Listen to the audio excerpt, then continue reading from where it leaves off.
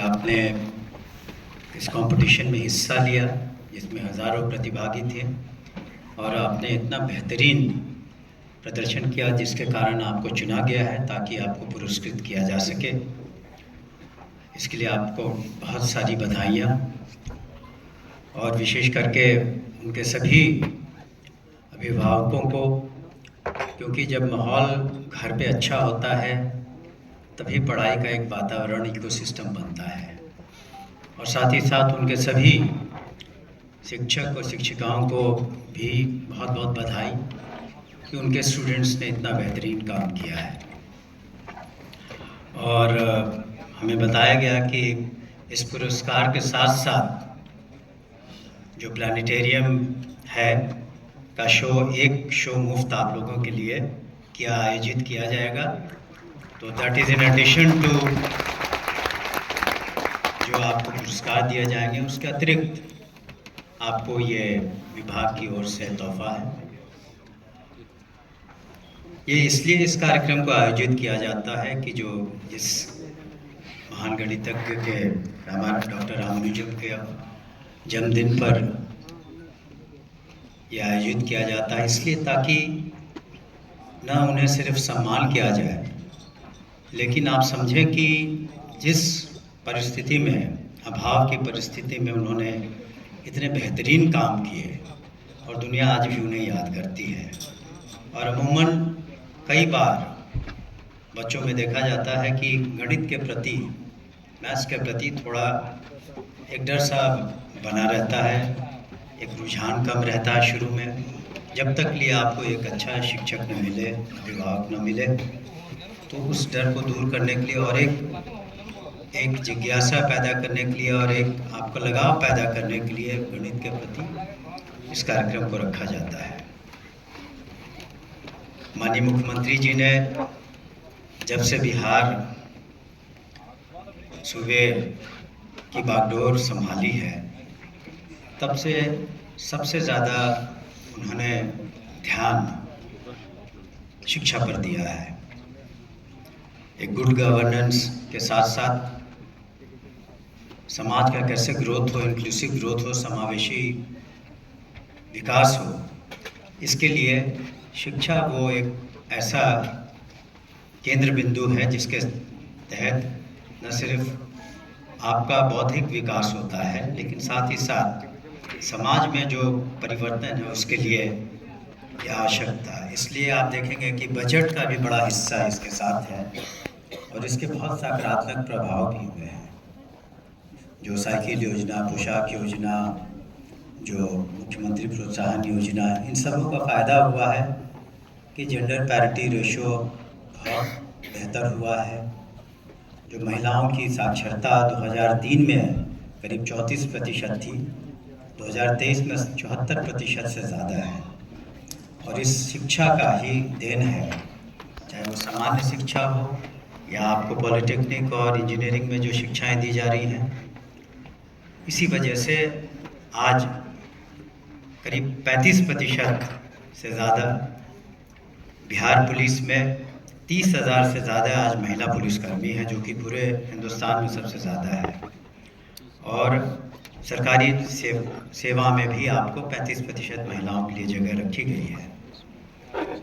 हर ज़िले में, जैसा कि सेक्रेटरी साहिबा बता रही थी, हर ज़िले में पॉलिटेक्निक, इंजीनियरिंग कॉलेज की सुविधा है। कुछ अभी निर्माणाधीन हैं। साथ ही साथ वहाँ लैबोरेटरी की फैसिलिटी, अन्य जितनी भी फैसिलिटी है, वाईफाई की फैसिलिटी, जो सब्जेक्ट्स हैं आधुनिक तौर पर, चाहे वो आपको आर्टिफिशियल इंटेलिजेंस का समावेश हो या मशीन लर्निंग धीरे धीरे होगी, आगे चल के रोबोटिक्स हो, या और भी सब्जेक्ट्स जो प्रासंगिक होते जा रहे हैं, क्योंकि आने वाला जो हमारी शिक्षा पद्धति होगी उस पर आर्टिफिशियल इंटेलिजेंस का बहुत उस पर असर पड़ेगा।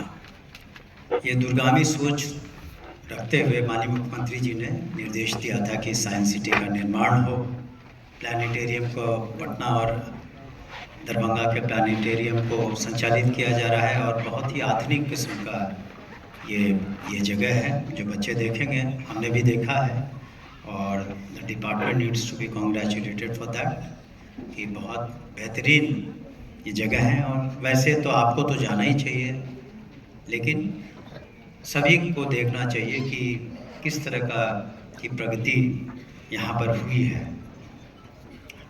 और हमें इस बात की भी खुशी है कि सिर्फ पढ़ाई पर ही ध्यान नहीं है, आपकी संस्थाओं ने मिलकर के, आपके यूनिवर्सिटीज़ ने मिलकर के एक उमंग प्रतियोगिता भी और एक उत्सव भी रखते हैं जिसमें स्पोर्ट्स, डिबेट और अन्य जो आपकी प्रतिभाएं हैं वो सामने आती हैं निखर करके।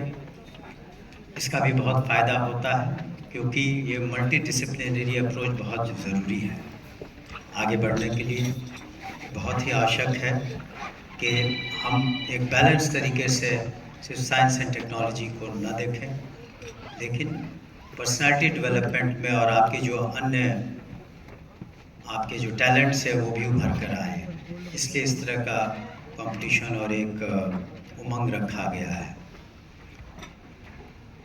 लेकिन इन सब बातों से हटकर, चूँकि बहुत सारे अभिभावक हैं यहाँ और छात्र छात्राएं हैं, हम कुछ कहना चाहेंगे। देखिए, आपके प्रथम गुरु आपके माता पिता होते हैं, माता होती हैं विशेष करके, पिता का रोल बाद में आता है। आपके प्रथम गुरु वही होते हैं और जो ज़िंदगी के शुरुआती दौर में आप जो कुछ भी सीखते हैं उनसे सीखते हैं। हमारे शास्त्रों में कहा गया है कि उसके बाद आप स्कूल जाते हैं। बिहार सरकार ने करीब करीब ऐसी व्यवस्था की कि अब सभी स्कूल जा सकें। और दूसरी अवस्था होती है कि जब आप स्कूल जाते हैं, बाद में कॉलेज जाते हैं, तो हमारे शास्त्रों में, जैसा कि मैं कह रहा था, कहा गया है कि सबसे भाग्यवान व्यक्ति कौन है। तो कहा गया है कि सबसे भाग्यवान व्यक्ति वही है जिसे सद्गुरु की प्राप्ति हो। इसलिए गुरुओं का बहुत विशेष महत्व हमारी संस्कृति में भी दिया हुआ है और आज सच्चाई भी यही है कि गुरुओं का बहुत महत्वपूर्ण योगदान है आपको आगे ले जाने के लिए। और सच पूछें, जब आगे बढ़ते हैं तो दो ही ऐसे लोग हैं जो आपके प्रोग्रेस से, आपके प्रगति से सबसे ज़्यादा खुश हो सकते हैं। आपके साथ वाले हो सकता है कंपटीशन की भावना से आगे पीछे बातें होती हों और लोग कुछ और सोचते हों, लेकिन आपके प्रगति से सबसे ज़्यादा खुश आपके माता पिता होते हैं और दूसरे आपके गुरु होते हैं। वो आपके कॉम्पिटिटर्स कभी नहीं होते, वो उनका हमेशा आशीर्वाद बना रहता है। इसलिए उनके प्रति आपका सम्मान होना चाहिए, उनकी बातों पर गौर करना चाहिए। हम भी जब स्कूल में था, आज भी हमें याद है कि डॉक्टर मिश्रा किस तरीके से हिंदी में पढ़ाते थे, फादर एलन स्टार किस तरीके से बातें उन्होंने वैल्यू बेस्ड एजुकेशन के बारे में कही। तो उस वक्त हम टीम वर्क के बारे में, तो उस वक्त लगता था कि ये बातें खेल खेल में कही जा रही हैं, लेकिन गुरुओं का बहुत महत्व है और उस पर ज़रूर आपके गुरुओं पर, आप पर जो आपने आज आपको प्राइजेस मिलेंगे तो उस पर बहुत गुरूर होगा। गुरुओं का भी एक बहुत महत्वपूर्ण रोल होता है, क्योंकि शिक्षा का एक उद्देश्य और बहुत महत्वपूर्ण उद्देश्य है, ये भी शास्त्रों में इसका जिक्र किया गया है कि शिक्षा का महत्व है कि आपके जितने भी बायसेस हों, प्रेजुडिसेस हों, जो आप अगल बगल से अपने सोसाइटी से सीखते हैं, जो कुरीतियाँ हैं, उनको दूर करने का, उनको कैसे दूर किया जाए, ये भी शिक्षकों का, गुरुओं का एक कर्तव्य है। उनका ये भी कर्तव्य है कि ज्ञानोदय कैसे हो। उनका ये भी कर्तव्य है कि सिर्फ आप अपने बारे में न सोचें, लेकिन आप में इतनी मानवता होनी चाहिए कि आप दूसरों के बारे में सोचें।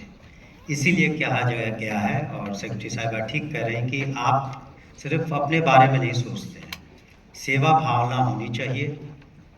आप अच्छा करते हैं तो अपने सूबे के लिए, दूसरे लोगों के लिए, अपने राष्ट्र के निर्माण के लिए ये आपका कर्तव्य होता है। आप करियर में अच्छा करिए, बहुत ज़रूरी है, आप आगे बढ़ें, लेकिन दूसरों के बारे में सोचना भी बहुत ज़रूरी है। साथ ही साथ जो हमारे अभिभावक हैं, गार्जियंस हैं, उनका भी बहुत महत्वपूर्ण रोल है सोसाइटी में, खास करके बच्चों के प्रति। आज इंफॉर्मेशन टेक्नोलॉजी का ज़माना है। 1980 के दशक में हमने एल्विन टॉफलर की किताब पढ़ी थी और इंफॉर्मेशन एक्सप्लोजन का क्या स्वरूप होगा उसमें काफ़ी अच्छा से चित्रण किया गया था। और उस वक्त तो हम लोग सोच नहीं सकते थे कि आगे चलकर किस तरह से इंफॉर्मेशन एक्सप्लोजन होगा, किस तरीके से इंटरनेट आएगा, किस तरह से मोबाइल फ़ोन्स आएंगे। तो उन्होंने उसकी कल्पना की थी और निश्चित रूप से हम लोग आगे बढ़े हैं। तो आज यंग जनरेशन के बाद बहुत चॉइसेस हैं उनके पास, कहाँ जाएं, क्या करें, बहुत आइडियाज़ हैं, स्टार्टअप्स के आइडिया हैं, इंक्यूबेशन होने चाहिए, बहुत सारे आइडियाज़ हैं, ब्रिलियंट आइडियाज़ हैं। तो अभिभावकों से मैं यही कहूँगा कि अपने जो आपकी जो आकांक्षाएं हैं, आपके एम्बिशन से वो बच्चों पर न कहें। अगर जो बच्चा जिस लायक है, जिस टैलेंट के लायक है, उसको उधर ही जाने दें। एक बहुत बड़े दार्शनिक हुआ करते थे खलील गिब्रान। उन्होंने बहुत पहले अपने, अगर किसी ने पढ़ा, शायद बहुत लोगों ने पढ़ा हो या ना पढ़ा हो, उसमें उन्होंने कहा है, the sons and daughters are born of you but they do not belong to you. उनका अर्थ यही था कि आपके बच्चे अपने हैं लेकिन वो एक बिगर ग्रुप दुनिया के भी हैं।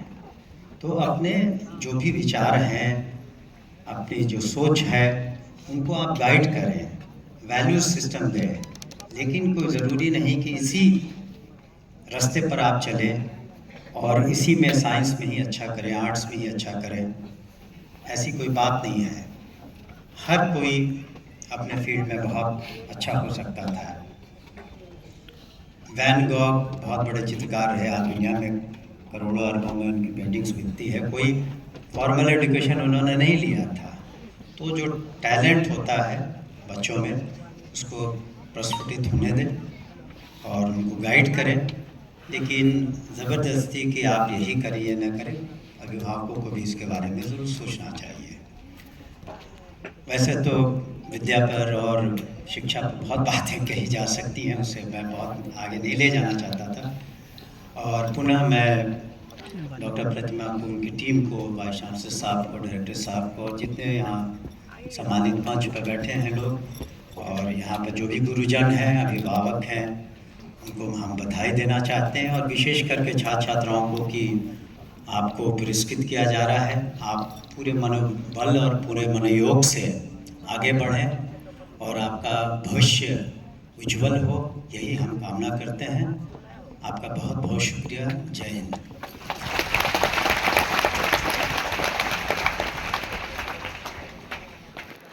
बहुत बहुत धन्यवाद सर। आपके बहुमूल्य शब्दों ने निश्चित ही रूप से बच्चों को लाभान्वित किया होगा। अब मैं हमारे आज के मुख्य अतिथि माननीय मंत्री श्री सुनील कुमार विज्ञान प्रौद्योगिकी एवं तकनीकी शिक्षा विभाग से अनुरोध करना चाहूंगी कि वह राज्य स्तर पर प्रथम, द्वितीय एवं तृतीय स्थान पर प्राप्त करने वाले 6ठी से 12वीं के छात्र छात्राओं को पुरस्कार से सम्मानित करें।